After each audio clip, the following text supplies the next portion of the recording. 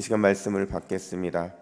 이 복된 시간에 주시는 하나님의 말씀은 우리 계속해서 사도행전 18장 18절에서 28절까지의 말씀입니다.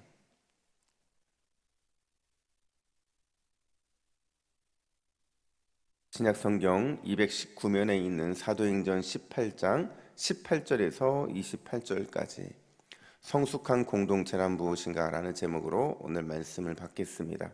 18절부터 28절까지 교독합니다. 바울은 더 여러 날 머물다가 형제들과 작별하고 배 타고 수레아로 떠나갈새 브리스길라와 아굴라도 함께 하더라. 바울이 일찍이 서원이 있었으므로 겐그리아에서 머리를 깎았더라. 에베소에 와서 그들을 거기 머물게 하고 자기는 회당에 들어가서 유대인들과 변론하니 여러 사람이 더 오래 있기를 청하되 허락하지 아니하고 작별하여 이르되 만일 하나님의 뜻이면 너희에게 돌아오리라 하고 배를 타고 에베소를 떠나 가이사랴에 상륙하여 올라가 교회의 안부를 물은 후에 안디옥으로 내려가서 얼마 있다가 떠나 갈라디아와 부르기아 땅을 차례로 다니며 모든 제자를 굳건하게 하니라. 알렉산드리아에서 난 아볼로라 하는 유대인이 에베소에 이르니 이 사람은 언변이 좋고 성경에 능통한 자라. 그가 일찍이 주의 도를 배워 열심으로 예수에 관한 것을 자세히 말하며 가르치나 요한의 세례만 알 따름이라. 그가 회당에서 담대히 말하기 시작하거늘 브리스길라와 아굴라가 듣고 데려다가 하나님의 도를 더 정확하게 풀어 이르더라. 아볼로가 아가야로 건너가고자 하므로 형제들이 그를 격려하며 제자들에게 편지를 써 영접하라 하였더니 그가 가매 은혜로 말미암아 믿는 자들에게 많은 유익을 주니 함께 읽습니다. 이는 성경으로서 예수는 그리스도라고 증언하여 공중 앞에서 힘있게 유대인의 말을 이김이러라. 아멘. 여러분, 남극하면 뭐가 가장 먼저 떠오르나요? 남극하면 펭귄이죠, 그죠? 펭귄인데 펭귄이 참 희한한 동물이에요. 영하 50도가 넘잖아요. 영하 50도가 내려가는 그런 이 남극에서 펭귄이 살아남는 거 보면 참 신기하다는 생각을 많이 하는데, 여러분 어떻게 펭귄이 이런 혹한을 견뎌낼까요? 어떻게 이런 추위와 싸워 이길까요? 어떤 분들이 이렇게 얘기해요. 펭귄에게는 이 3층짜리 두꺼운 지방층이 있거든요. 근데 이 지방층을 잘 유지해서 추위를 막는다고 얘기를 합니다. 또 어떤 분들은 펭귄이 어떻게 걸어요? 귀뚱귀뚱 걸잖아요. 이게 왜 귀뚱귀뚱 거냐면 한쪽으로 에너지를 쏠리기 위해서 그 운동 에너지를 한쪽으로 비축하는 거예요. 그렇게 함으로 인해서 비축된 에너지로 추위와 싸운다 이렇게 말을 하기도 합니다. 근데 여러분 무엇보다도요, 펭귄이 혹한과 싸워서 이길 수 있는 방법은 뭐냐? 그건 바로 공동체 정신이라는 겁니다. 수천 마리의 펭귄들이 있잖아요. 그들이 늘 홀로 다니는 경우들이 거의 없어요. 홀로 나갈 때는 먹이를 먹고 먹이를 채우기 위해서 홀로 나갈 뿐이지, 대부분 펭귄들은 서로 함께 몸을 이렇게 밀착해서 함께 최대한 그 시간들을 견딘다는 거죠. 그러면서 동료의 체온을 자신의 에너지로 빨아들이는 거예요. 근데 엄청난 혹한 그리고 엄청난 비바람 이제 눈바람과 싸우면서 이겨 나간다라는 겁니다. 여러분, 교회라는 공동체가 마찬가지라는 거예요.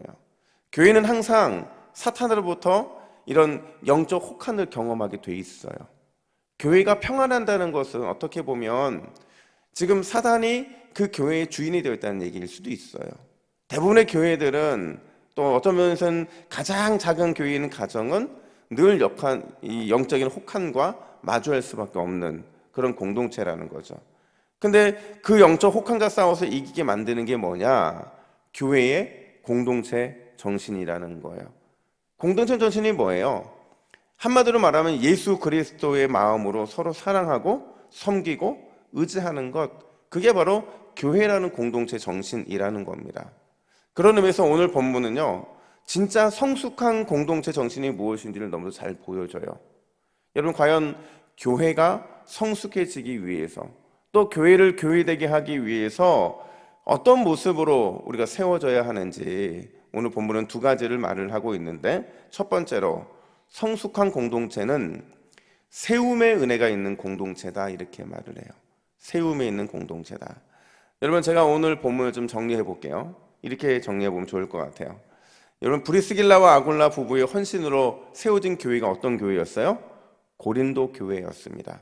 이 두 사람의 집에서 시작된 고린도 교회가 이제 세워져서 많은 은사도 받고 많은 영적인 이런 체험도 많이 경험하게 되는데, 이제 바울이 2차 전도여행을 마무리하면서 브리스길라와 아굴라 부부와 함께 겐그레아를 거쳐서 다시 에베소로 오게 돼요.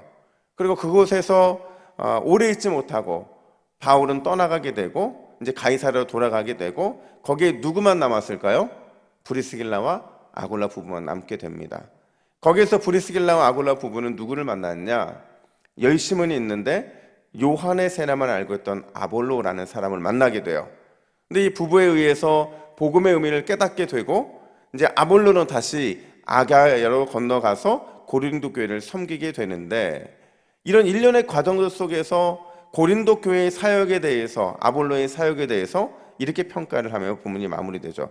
우리 27절부터 28절까지의 말씀 화면 보시고 우리 같이 읽습니다. 시작. 그가 가매 은혜로 말미암아 믿는 자들에게 많은 유익을 주니 이는 성경으로서 예수는 그리스도라 증언하여 공중 앞에서 힘있게 유대인의 말을 이김이라. 아멘. 그러니까 아볼로가요, 많은 사역의 유익을 남겼고 심지어 복음으로 유대인들의 논리를 이겼다, 이렇게 말을 해요. 그러니까 이게 무슨 얘기냐면 한마디로 아볼로의 성공적인 사역이 이루어졌다, 이렇게 말할 수 있는 거거든요. 이걸 제가 한번 어떻게 보면 이 도표로 표시를 해봤어요. 화면을 보시면 이렇게 보시면 돼요. 여러분, 고린도 교회는요, 바울과 브리스길라와 아굴라 부부가 세운 교회예요. 근데 이 교회를 궁극적으로 누가 부흥시켰고 누가 견고하게 세웁니까? 아볼로가 세우게 되었다는 거예요.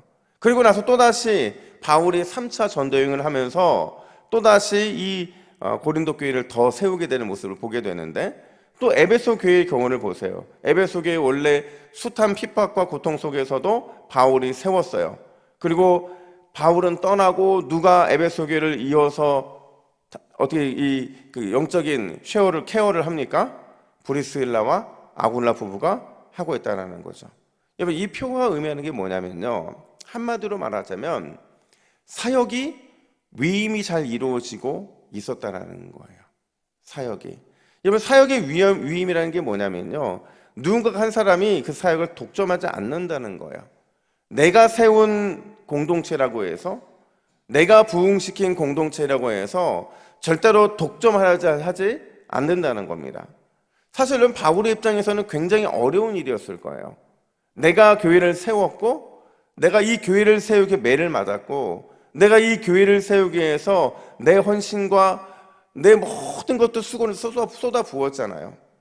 그런 상태에서 내가 독점하지 않고 누군가와 함께 이 사역을 나눈다? 이거 굉장히 어려운 일입니다.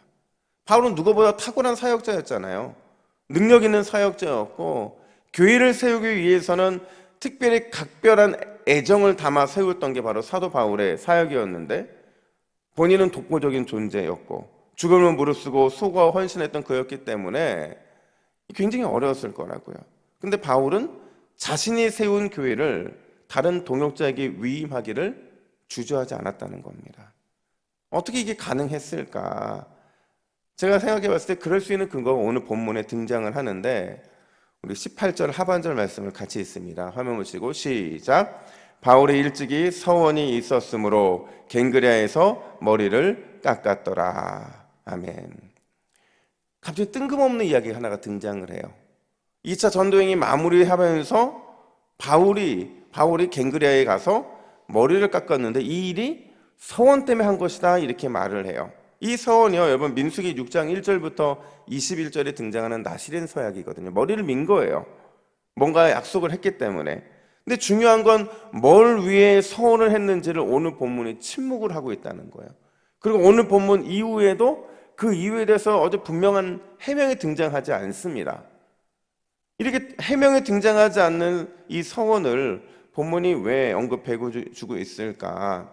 생각해 보면요, 아마도 제 추측입니다. 아마도 자신이 세운 교회를 아낌없이 동역자에게 위임하기로 한 선교사적인 서원을 그가 했던 것 같아요. 그 서원을 하고 2차 전도행위를 마치고 돌아오면서 그 1년의 뒤 얘기를 보시면 에베소 교회가 위임되고 있죠. 고린도 교회가 위임되고 있죠. 이런 걸 보면 하나님께서는 바울을 통해서 이 서원에 대한 약속을 받기를 원하셨던 것 같아요.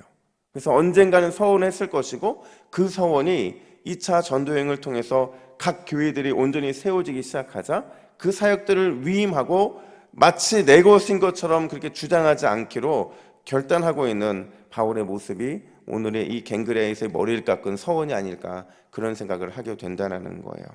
여러분, 교회가 건강하게 성장하기 위해서, 그리고 또 한 단계 성숙하고 놀라운 부흥을 경험하기 위해서 필요한 게 뭐냐?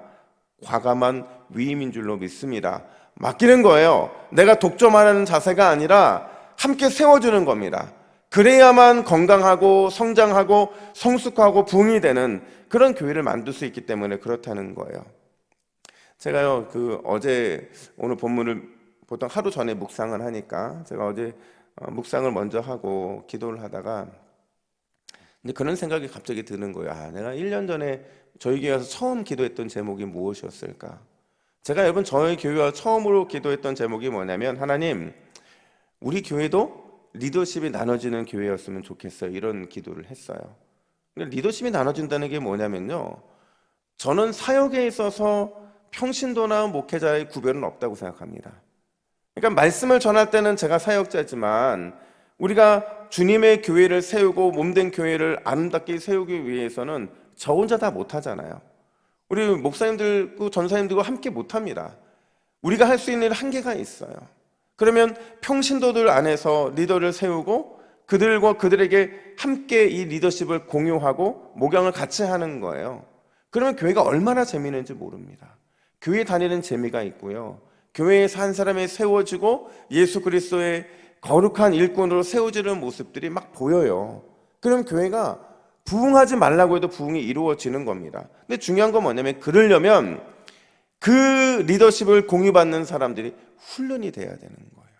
마치 예수님이 12제자를 훈련시켰고, 내일 본문에도 나오겠지만 바울에게도요 12명이나 되는 이 제자들이 등장을 하게 됩니다. 그런 거 보면 반드시 훈련이 필요한 겁니다. 리더십을 나누어도 될 만큼 훈련이 필요해요. 그래서 여러분, 이번 주일부터 저희가 리더 훈련을 시작을 하는 거예요. 그리고 제자 훈련도 곧 시작을 할 겁니다. 여러분 기억하세요. 우리 동부교회는 과감한 위임을 통해서 성숙한 교회, 성장하는 교회, 건강한 교회로 쓰임받게 될 줄로 믿습니다. 오늘 기도하실 때 여러분 그걸 꼭 기도해 주세요. 하나님, 우리 교회가 이전과는 조금 더 성숙하고 성장하고 건강한 교회로 세워지기를 원하는데, 우리 교회가 리더십이 나뉘어질 수 있는 그런 성숙한 교회가 될 수 있도록 제가 기도 부탁을 드리겠습니다. 뿐만 아니라 두 번째로, 성숙한 공동체는 어떤 공동체냐? 겸손과 배려, 그리고 수용할 줄 아는 용기가 있는 교회가 바로 성숙한 교회입니다. 여러분, 오늘 본문에서 등장하는 핵심 인물이 등장을 해요. 브리스길라와 아볼로인데, 특별히 아볼로를 보시면요, 그가 어떤 사람이냐? 25절 함께 읽습니다. 시작. 그가 일찍이 주의 도를 배워 열심으로 예수에 관한 것을 자세히 말하며 가르치나 요한의 세례만 알 따름이라. 여러분, 요한의 세례만 안다는 게 뭐냐면요, 예수님이 오시기 이전에 요한이 선포했던 메시지, 그의 세례, 그것까지만 알고 있었던 거예요. 이미 오셔서 예수 그리스도가 어떤 일을 이루셨고 예수 그리스도 통해 우리에게 어떤 일이 벌어졌는지에 대해서 무지했다는 겁니다. 그래서 그 부족함을 브리스길라와 아골라가 제대로 가르쳐 세우게 되는데, 중요한 건 뭐냐면 브리스길라와 아골라가 어떤 태도로 아볼로를 가르치고 있느냐, 그리고 아볼로는 어떻게 반응하고 있느냐 하는 거예요. 먼저 브리스길라와 아골라가 아볼로를 가르치는 태도를 보면 26절 하반절 같이 있습니다. 시작. 듣고 데려다가 하나님의 도를 더 정확하게 풀어 이르더라. 아멘. 공개적으로 비판하지 않았다는 거예요. 분명히 아볼로는 본인이 알렉산드리아 출신이거든요. 말 잘해요. 능력이 있어요. 뭔가를 막 얘기했을 겁니다. 근데 그때에 진짜 복음의 핵심을 알고 있었던 이 브리스길라와 아굴라 부부는요, 공개적으로 핀잔을 주거나 공개적으로 야단을 치거나 그렇게 하지 않았어요. 데려다가 이렇게 말하고 있거든요. 이게 원어 그대로 설명하면 자신의 집으로 정중하게 초청하여 이렇게 말을 하고 있어요. 그러니까 아볼로의 부족함을 채워줌에 있어서 예의를 갖춘 겁니다. 예의만 갖춘 게 아니라 겸손과 배려의 모습으로 나아가고 있는 거죠. 이런 두 부부의 이런 가르침에 대해서 아볼로가 어떤 반응을 보였는지는 본문에 등장하지 않지만 27절에 보니까 아가야로, 그러니까 고린도 교회로 가서 복음을 전하려고 준비하고 있는 아볼로에게 추천서를 써줬다는 거죠. 무슨 얘기예요? 아굴라가 용기 있게 적극적으로 수용했다는 것을 보여주고 있는 겁니다. 여러분, 진짜 위대한 믿음이 뭔지 아세요? 진짜 위대한 믿음은 어떤 큰 역사를 이루는 믿음을 말하는 게 아닙니다. 어떤 큰 능력을 나타내는 믿음, 그게 아니에요. 진짜 위대한 믿음은 뭐냐면, 성경에서 말하는 위대한 믿음은 겸손하고 배려심 있게 행동하는 믿음, 그리고 틀린 것에 대해서는 인정하고 용기 있게 수용하는 믿음, 이게 진짜 위대한 믿음이라는 거예요. 근데 여러분, 이게 우리가 되게 어렵습니다. 우리가 점점 이 시간이 지날수록, 그러니까 나이의 연식이 오래될수록, 그리고 점점 뭔가 지도층에 올라갈수록 이 수용이 굉장히 어려워요. 나의 잘못을 인정하고 용기 있게 적극 수용하는 게 참 어렵습니다. 그래서 바울이 뭐라고 얘기를 하냐면, 그런 모든 사람들이 이렇게 권면을 해요. 로마서 12장 16절 말씀 우리 함께 읽습니다. 시작. 서로 마음을 같이하며 높은 데 마음을 두지 말고 도리어 낮은 데 처하며 스스로 지혜 있는 채 하지 말라. 아멘. 겸손하고 배려심 있고 인정할 줄 아는 수용의 믿음을 가지라는 겁니다. 여러분, 기도한다는 게 뭔 의미예요? 기도한다는 거는요, 겸손하고 하나님에 대해서 배려심 있고 인정할 줄 아는 수용의 믿음을 가진 사람을 기도자라고 말을 합니다. 오늘 이 새벽에 우리가 모두가 다 그런 기도자가 되기를 예수님의 이름으로 축복합니다. 여러분, 함께 기도 제목을 읽겠습니다. 함께 읽습니다. 시작. 주여, 우리 동부교회를 더욱 성숙한 공동체가 되게 하옵소서. 서로가 서로를 믿고 세우는 교회 되어서 사역자의 재생산이 날마다 이루어지게 하옵소서. 나로부터 모든 일에 겸손과 배려심으로 섬기고 잘못에 대해 인정할 줄 아는 수용의 믿음을 소유하게 하옵소서. 할렐루야. 우리가 이런 기도로 오늘 하루를 시작할 때에 오늘 우리를 통해서 겸손과 배려와 수용의 믿음이 우리 모든 기도자를 통해 나타나게 될 줄로 믿습니다. 이 시간 함께 기도하겠습니다. 하나님 아버지, 은혜와 사랑을 감사합니다. 오늘 바울이 자신의 삶을 통해서 보여준 이렇게 좋은 믿음의 공동체가 세워지는 귀한 은혜의 과정들을 보게 하신 것 감사합니다. 하나님, 우리 교회가 더욱 성숙한 공동체 되기 위해서 서로가 서로를 믿고 세우는 사역자의 재생산이 이루어지는 복된 교회가 되게 하여 주시옵소서. 날마다 겸손과 배려심으로 서로를 섬기게 하여 주시고 잘못에 대해 인정할 수 있는 수용의 믿음을 더해 주심으로 우리가 성숙한 성도, 성숙한 교회의 모습으로 세워짐으로 주님께만 영광이 되는 복된 삶이 되게 하여 주시옵소서. 감사드리며 예수님의 이름으로 기도하옵나이다. 아멘.